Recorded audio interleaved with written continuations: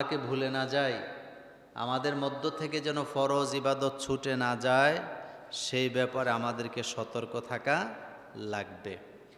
আজকে প্রথমে যে কথাটি বলবো সেটি হলো, আমরা আমাদের কুরবানিটা হযরত ইব্রাহিম নবীর মতো নিখুঁতভাবে করতে চাই, যেখানে আল্লাহ ছাড়া আর কোনো উদ্দেশ্য থাকবে না, গোশত খাওয়া উদ্দেশ্য থাকবে না, লোক দেখানো উদ্দেশ্য থাকবে না, সামাজিকতা উদ্দেশ্য থাকবে না, লজ্জা শরমে কুরবানি এটা থাকবে না। বরং আমরা শুধুমাত্র আমাদের আল্লাহকে খুশি করার জন্য আমরা কি দেব? কুরবানিটা দেব, একমাত্র আল্লাহর জন্য। হযরত ইব্রাহিম আলাইহিস সালাম সেজন্য বলতেন, কুল ইন্না সলাতি ওয়া নুসুকি ওয়া মাহইয়ায়া ওয়া মামাতি লিল্লাহি রাব্বিল আলামিন।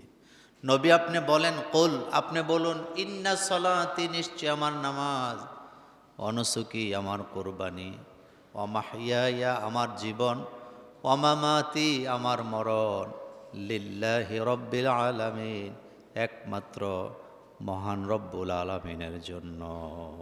আমার নামাজ, আমার রোজা, আমার হজ, আমার যাকাত, আমার কুরবানি সব আল্লাহর জন্য। আল্লাহ ছাড়া আমি কারোর জন্য ইবাদত করি না। এই চিন্তা নিয়ে যারা কুরবানি করবেন, তাদের কুরবানি আল্লাহ দরবারে কি হবে? কবুল হয়ে যাবে।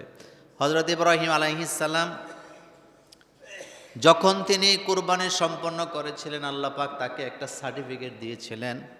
আল্লাহ বলেছেন, কাদ সাদ্দাকতা, নিশ্চয়ই তুমি সত্য কথা বলেছো ইব্রাহিম, তুমি ইমানের দাবিতে সত্যবাদী, তোমার কোরবানি হচ্ছে আমার কাছে সবচেয়ে গ্রহণযোগ্য। আল্লাহর কাছে ওই কুরবানিটা গ্রহণযোগ্য, যেই কুরবানি শুধুমাত্র আল্লাহর জন্য করা হয়। তা আজকে আল্লাহর কাছে আমরা দোয়া করব, আল্লাহ এই বৎসর যারা কুরবানি দেওয়ার জন্য নিয়ত করেছেন, আল্লাহ আপনি দয়া করে সকলের কুরবানিকে কবুল করেন। যারা হজে গেছেন, হজে যাচ্ছেন, আল্লাহ সকলার হজকে আপনি হজ্জে মাবরুর হিসাবে কবুল করেন। আমাদের এই পৃথিবীটাকে আপনি শান্তিময় করেন।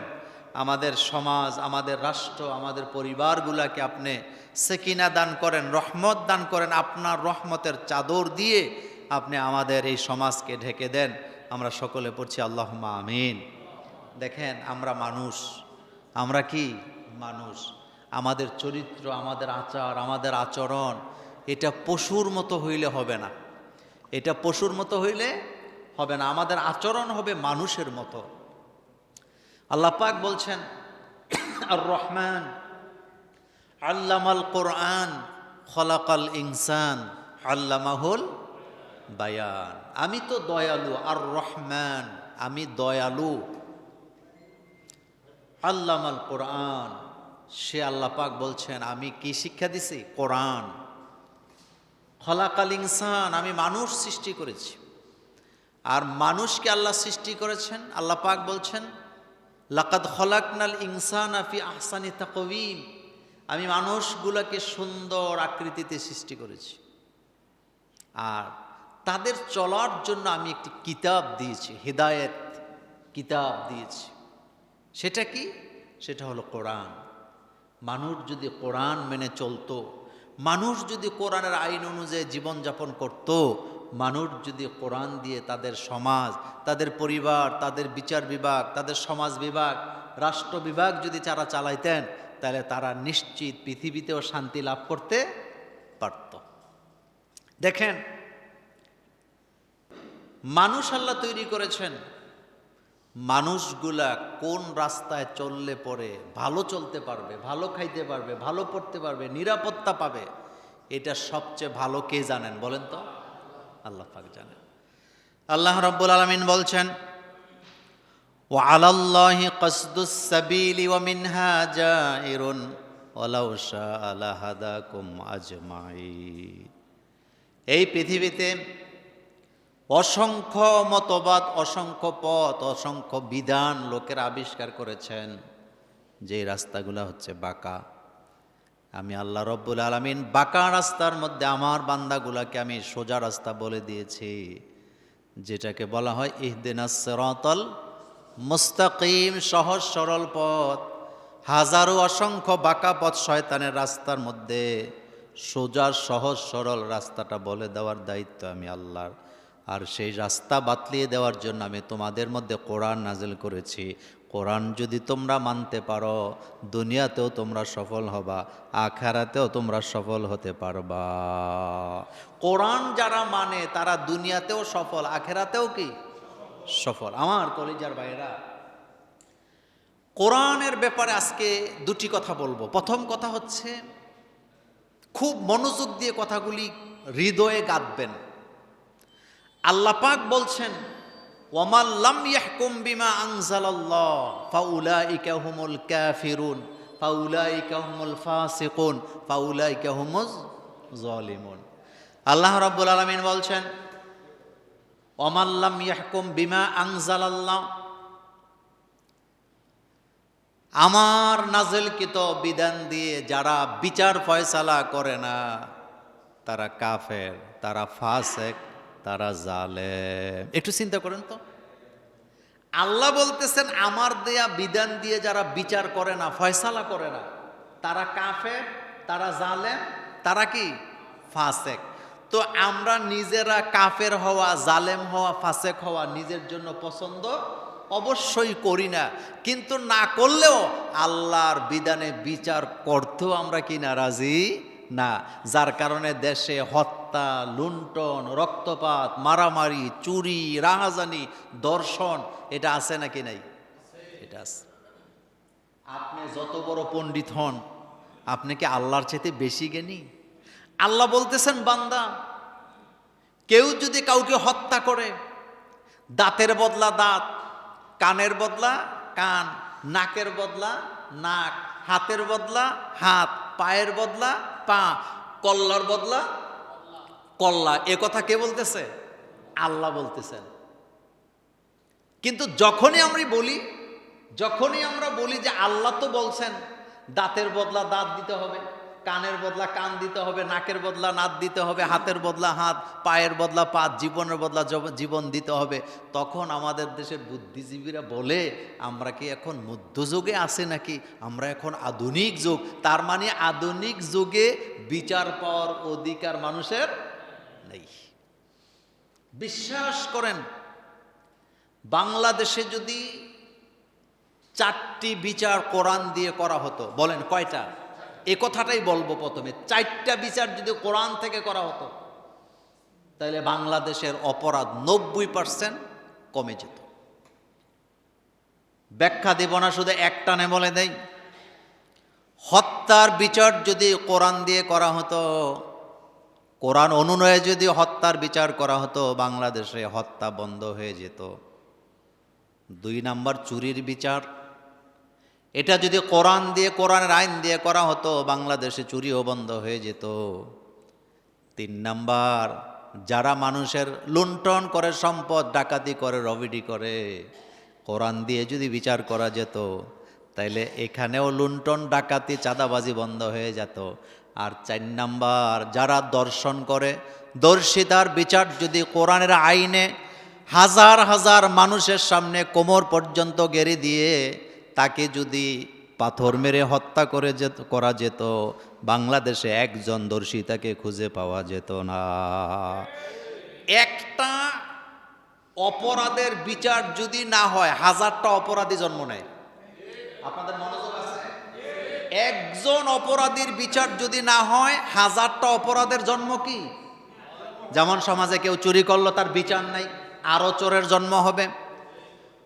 লোকেরা ভাববে চুরি করলে তো বিচার নাই, অসুবিধা কি, চুরি করা তো সহজ, পুঁজি লাগে না, শুধু একটু কায়দা করলেই তো হয়। ডাকাইতেরা ভাববে ডাকাতি করা তো সহজ, লুণ্ঠন করে রাস্তা থেকে অস্ত্র দেখায় নিয়ে আসবো, এটাই তো সহজ, বিচার তো হয় না। খুন করলে বিচার হয় না। ইদানিং মানুষকে বলতে শোনা যায়, তোরে মাইরা কয়দিন জেল খাটমো, সমস্যা নাই, টাকা আছে, টাকা দিয়া পার পেয়ে যাব। এমন ঘটনাও বাংলাদেশে আছে না নাই? দর্শিতার বিচার হতে হবে কোরআন দিয়ে। যতক্ষণ পর্যন্ত আপনি এটাকে করতে না পারবেন, আপনি দর্শন বন্ধ করতে পারবেন না। আর এই কথা কি মোল্লার না আল্লাহর? কোরআনের আইনকে যারা অপছন্দ করে, তারা কি মোমেন না কাফের? তারা কি মোমেন না ফাসেক? তারা কি মোমেন না জালেম? তো নিজেকে মুসলমান দাবি করে কিভাবে? দাবি করার কোনো অধিকার নেই। কেউ যদি কাউকে হত্যা করে, কোরআনের আইনে বিচার হলো তাকেও সেভাবে হত্যা করা হবে। যদি তার পরিবার তাকে উজরতের মাধ্যমে ক্ষমা করে দেয় তাহলে সেটা ভিন্ন কথা।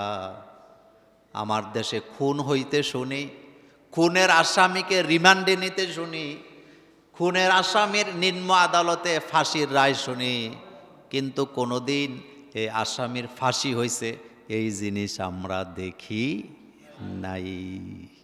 কথা বলতে বুঝেন নাই? খুনের আসামি গ্রেফতার হয়েছে এটা দেখি, সত্য না? খুনের আসামিকে রিমান্ডে নিছে এটাও দেখি, বিচার নিম্ন আদালতে রায় হয়েছে তার ফাঁসি এটাও দেখি, কিন্তু ফাঁসিটা হইল কবে এটা আজ পর্যন্ত দেখি নাই। হত্যাকারী নারী হোক পুরুষ হোক তার বিচার হবে, তাকেও হত্যা করা হবে। বাংলাদেশে হাজার খানেক হত্যাকারী নারী আসামি পাবেন যাদের রায় হয়ে আছে যে তারা হত্যাকারী, তাদেরকে ফাঁসিতে ঝুলাইয়া হত্যা করো, কিন্তু স্বাধীনতার 55 বছর হয়েছে আজ পর্যন্ত একজন নারী আসামিকেও তারা ফাঁসি দিতে পারে নাই। এটাই হলো ব্রিটিশের তৈরি করা মন গড়া আইন, যার কারণে বেডরুমের ভিতরে আপনি নিরাপদ না। বাংলাদেশের স্ত্রী তার স্বামীকে বেডরুমে হত্যা করছে, এমন ঘটনা আছে না নাই? স্বামী তার স্ত্রীকে বেডরুমে হত্যা করছে, এমন ঘটনা আছে না নাই? বেডরুমের ভিতরে যায় তো মন্ত্রী পুলিশ এরা নিরাপত্তা দিতে পারবে না, কিন্তু নিরাপত্তা দিবে আইন। বলেন কে দিবে? যদি সবার মগজের ভিতরে এটা থাকতো, আমি কাউকে হত্যা করে আমি তো পার পাবো না, আমাকেও মরা লাগবে, নিশ্চিত থাকেন বাংলাদেশে হত্যা এতদিনে বন্ধ হয়ে যেত।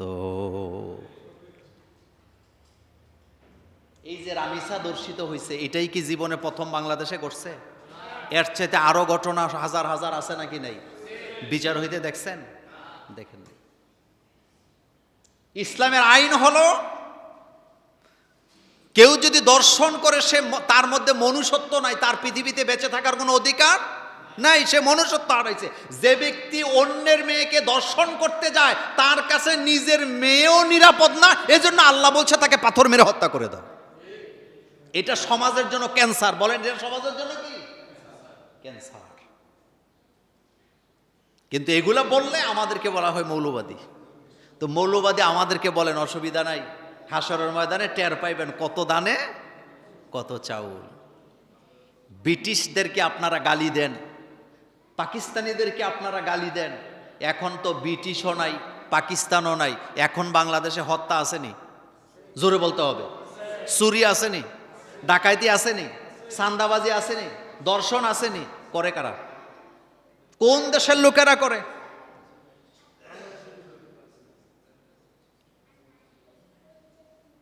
এজন্য কোরআনের আইনের বিকল্প কোনো শান্তি খুঁজে পাওয়ার কোনো সম্ভাবনা কি নাই। রাসূল করিম সাল্লাল্লাহু আলাইহি ওয়াসাল্লাম, মাঝে মধ্যে বলি রাসূলের চেয়ে বড় দোয়াগির আর কেউ আছে নাকি? রাসূল সাল্লাল্লাহু আলাইহি ওয়াসাল্লাম হ্যাঁ বললে জায়েজ হয়, না বললে হারাম হয়। চিন্তা করেন তো, রাসূলের চাইতে বড় দোয়াগির আর কেউ নাই।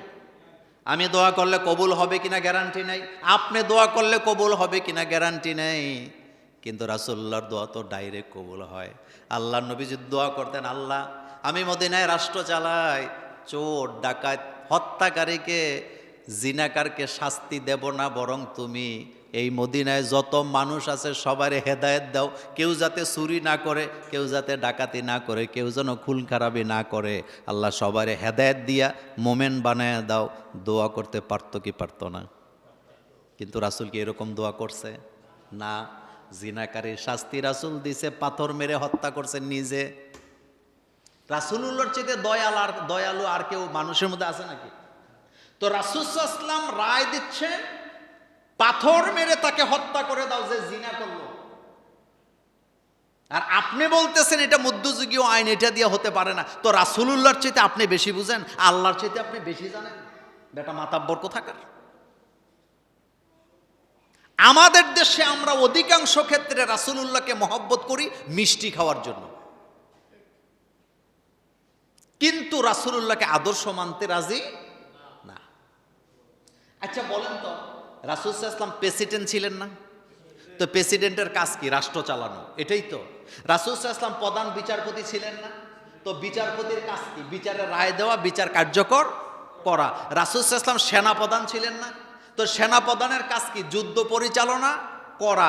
তো রাসূল সাল্লাল্লাহু আলাইহি ওয়াসাল্লাম প্রেসিডেন্ট ছিলেন, রাষ্ট্র পরিচালনা করেছেন। রাসূল সাল্লাল্লাহু আলাইহি ওয়াসাল্লাম প্রধান বিচারপতি ছিলেন, তিনি বিচারের রায় দিছে, বিচার বাস্তবায়ন করেছেন। রাসূল সাল্লাল্লাহু আলাইহি ওয়াসাল্লাম সেনাপ্রধান ছিলেন, তিনি যুদ্ধ পরিচালনা করেছেন, বিজয় লাভ করেছেন। এখন আমি নিজের প্রেসিডেন্টও দাবি করি, বিচারপতিও দাবি করি, কিন্তু রাসূল সাল্লাল্লাহু আলাইহি ওয়াসাল্লাম যেভাবে বিচার করলেন, যেভাবে দেশ চালালেন, সেই জায়গায় আমি নাই। আমি কখনো রাসূলুল্লাহর উম্মত হতে পারি না। রাসূল যেটা করছে এটাই আমার আদর্শ। একজন সাহাবা এসে বললেন, রাসূল, আমি সিদ্ধান্ত নিয়েছি এখন থেকে আমি 5 ওয়াক্ত নামাজ পড়ব, সারা বছর আমি রোজা রাখবো, বিয়ে শাদী করবো না। এ বিয়ে শাদী বেজাল, সংসার করতে হয়, ছেলে মেয়ে লালন পালন করতে হয়, এগুলো কিচ্ছু দরকার নাই। রাসূল, আপনি সাক্ষী থাকেন, আমি নামাজ রোজা করবো, আর আমি শুধু কি করব? রোজা রাখবো সারা বছর, বিয়ে শাদী বাদ। আল্লাহ রাসূলের চেহারা মোবারক গুস্সায় কালো হয়ে গেছে। রাসূল সাহাবাকে বললেন, সাহাবা, কি বলছো তুমি এটা? আমি মুহাম্মদ সাল্লাল্লাহু আলাইহি ওয়াসাল্লাম বিয়ে করি, আমার সন্তান হয়, আমি রোজা রাখি, আমি রোজা ভাঙ্গি, আমি রাতে ঘুমাই, আমি আবার রাতে তাহাজ্জুদ পড়ি। সুতরাং বিয়ে হলো আমার একটা সুন্নত। মান আহিয়া সুন্নতি ফাকাদ আহাব্বানি, যে ব্যক্তি আমার সুন্নতকে জীবিত করবে সে যেন আমাকে ভালোবাসলো। অমান আহাব্বানি, যে ব্যক্তি আমাকে ভালোবাসবে, মাইফিল জান্নাহ, সে আমার সাথে জান্নাতে থাকবে। রাসূল বলতেছে আমি রোজা রাখি, আমি রোজা ভাঙ্গি। রাসূল বলতেছে আমি বিয়ে করি, আমি কি করি? বিয়ে করি, আমি ঘুমাই, আমি খাই, আমি বাজারে যাই। তুমি কই থেকে আসছো?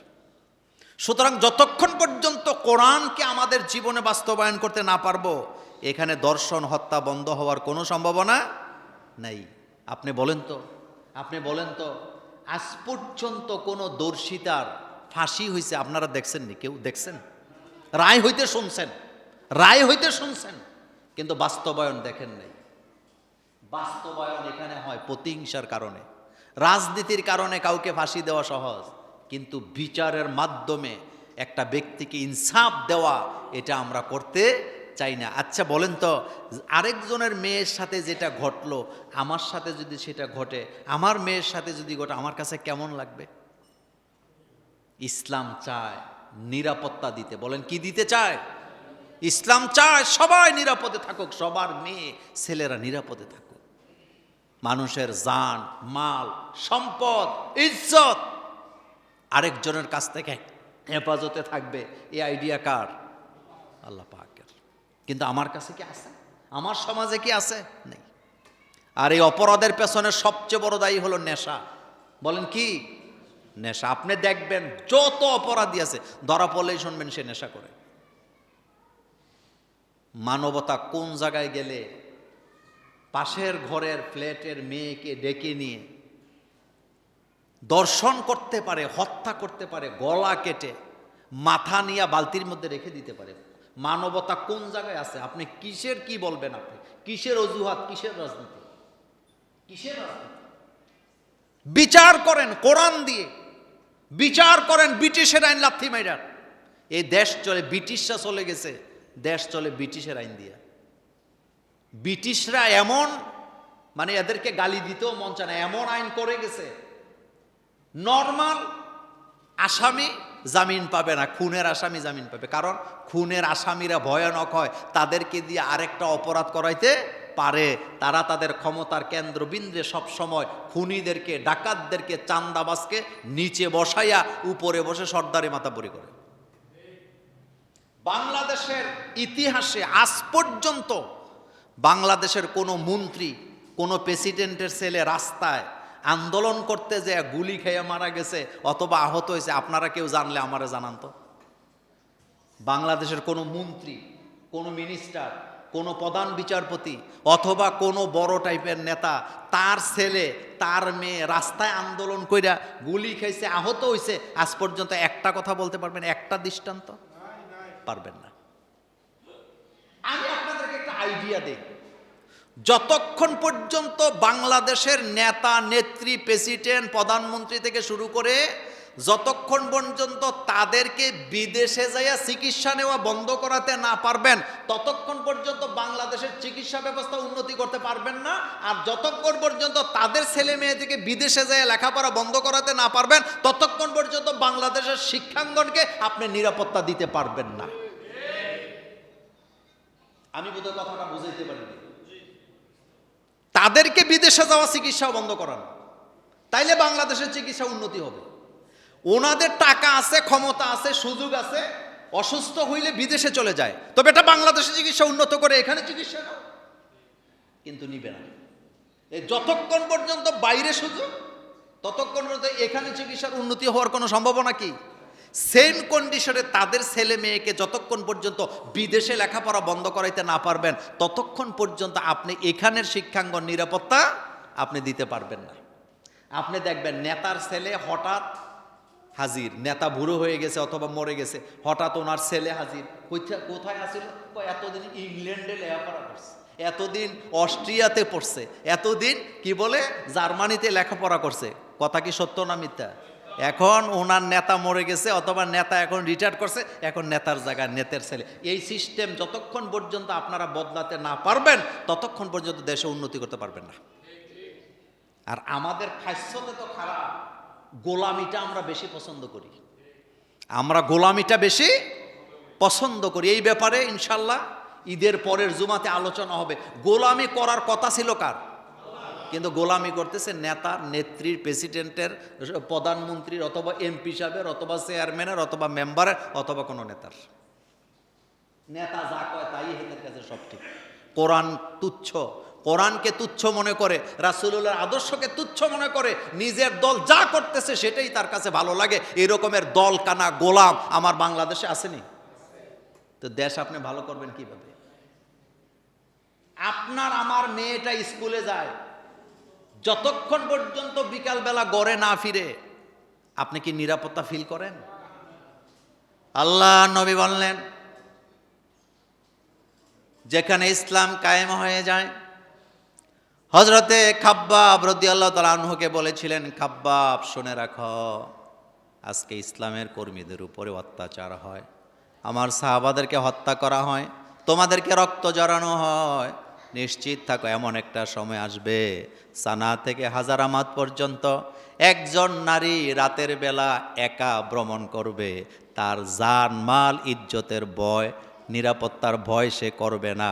সেই নিরাপত্তা রাসূলুল্লাহ একমাত্র কোরআনের আইন দিয়া করেছিলেন। জোরে কোন সুবহানাল্লাহ।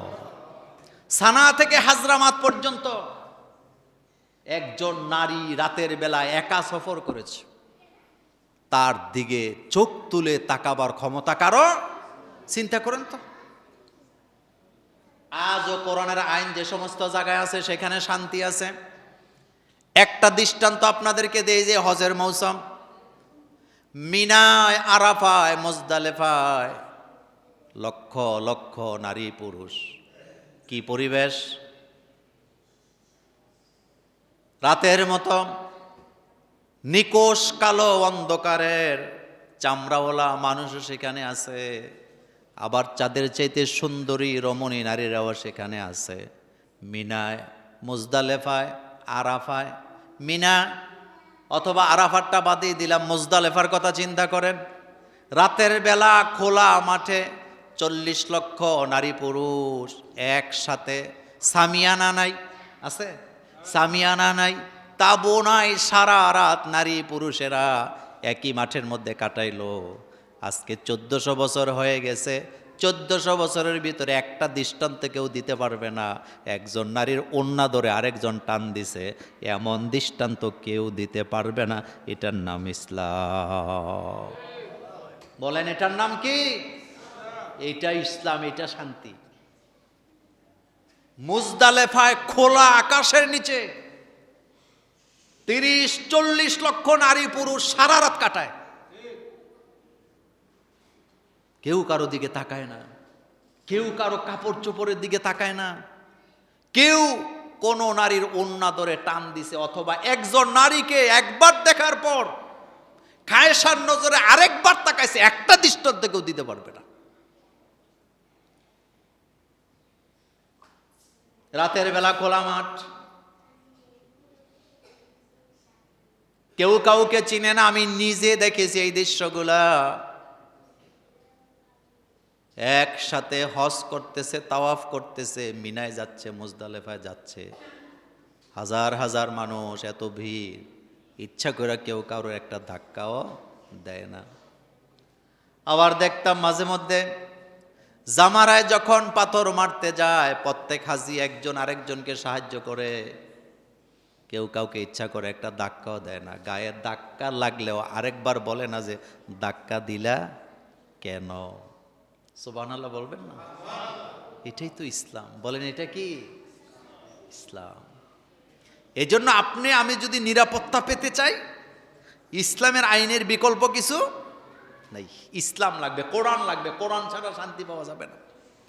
আল্লাহ পাক বলছেন হুদাল্লিন নাস, কোরআন আমি দিয়েছি মানুষের হেদায়েতের জন্য।